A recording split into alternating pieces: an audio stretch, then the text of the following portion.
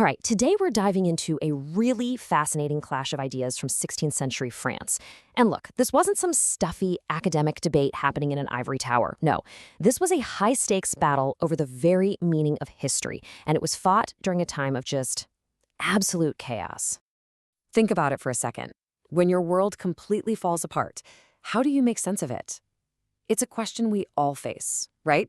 We look for a story, a narrative that can explain everything. Well, back in the 16th century, finding the right story wasn't just comforting, it was literally a matter of life and death.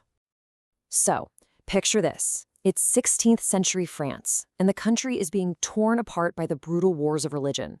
Society is just ripping itself to shreds over faith. For the Protestant minority, the Huguenots, this was an era of unbelievable persecution. They were living through what one historian called the crushing burden of living history. I mean, can you imagine? They were desperate, absolutely desperate, for a way to understand why all this was happening to them.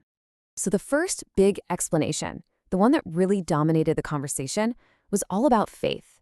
The idea was that all this chaos, all this bloodshed, it wasn't random, not at all. It was actually part of a grand divine plan, a script written by God. This way of thinking is called Historia Sacra, or sacred history, and the core belief is pretty simple. History isn't just a bunch of random stuff happening. Nope. It's being guided by God's hand. So every event, every terrible persecution, was seen as prophecy coming true. It was all part of this huge cosmic struggle between the true church, that's them, and the forces of the Antichrist, which from their perspective was the Catholic Church.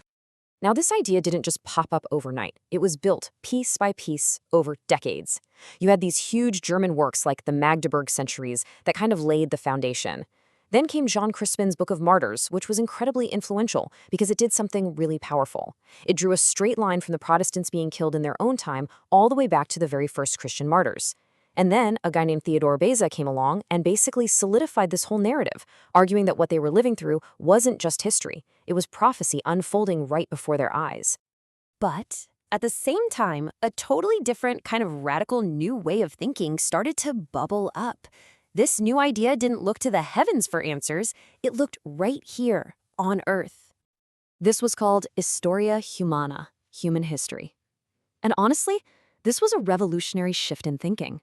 The people who believed in this said, hey, if you want to understand these wars, you need to look at secular, earthly causes. Stuff like political ambitions, rivalries between powerful families, bad military decisions, tragic human mistakes. It was history as a chain of cause and effect, not a chapter out of the Bible. I mean, you couldn't get two more different ways of seeing the world. Let's just line them up. With sacred history, the driver is God's will, and the explanation is prophecy. Suffering is a biblical trial with a divine purpose. But with human history, the driver is human action and politics, and the explanation is simple cause and effect. And in that view, the suffering isn't some holy trial, it's a national tragedy, a preventable disaster caused by a people. Okay, so this wasn't just some abstract philosophical disagreement. These two worldviews were on a collision course, and they were about to collide over one specific, unbelievably horrific event.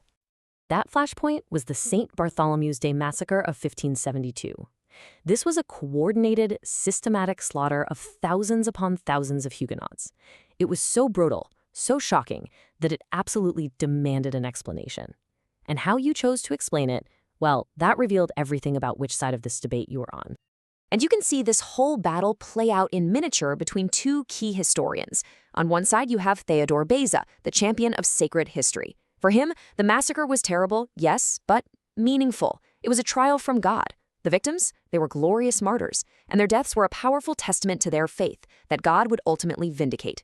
But then you have Lancelot Voisin de la Polinière, our advocate for human history. To him, this was nothing short of a national catastrophe. Victims weren't part of some divine play. They were just unfortunate people, killed because of political failure and human cruelty. For him, it was a dark, grim lesson about where political stubbornness leads. So La Poliniere's version of history wasn't just unpopular. It was considered dangerous. His own church, the Protestant Church, officially condemned his book. They called it impious, irreligious, full of lies, and they actually demanded he take it all back or face excommunication. So why such a crazy strong reaction? Because in a world of suffering, by focusing on human mistakes, He was essentially stripping their struggle of its sacred, divine meaning. So, in this battle for the meaning of history, one story clearly went out. And the big question is, why? Well, the Historia Sacra, the sacred story, won because it gave people exactly what they needed to survive. When you're facing that kind of horror, you need meaning. This story gave it to them. It said their suffering wasn't for nothing. It was part of God's plan. It gave them hope, framing all this persecution not as a defeat, but as a test before an ultimate victory. And maybe most importantly, it gave them consolation. It promised them that their loved ones weren't just victims. They were heroes, martyrs, whose sacrifice would be vindicated by God himself. At the end of the day, La Papelinière's story was one of human failure. And look, it might have been more accurate from a modern historical perspective, but for a community in crisis, it was emotionally and spiritually hollow. It desacralized their entire struggle at the exact moment they needed that sacred meaning the most. You see, one story offered a cold analysis. The other offered a reason to keep going, a reason to endure. And in that battle, meaning won, hands down. And that really leaves us with a huge question, doesn't it? When we look back at our own history, especially the really tough, painful parts, what kinds of stories are we telling? Are they stories about human cause and effect, about political mistakes and successes? Or are they stories that give us a sense of higher purpose, a shared identity, a grander meaning? And what do those choices really tell us about what we, today, need from our history?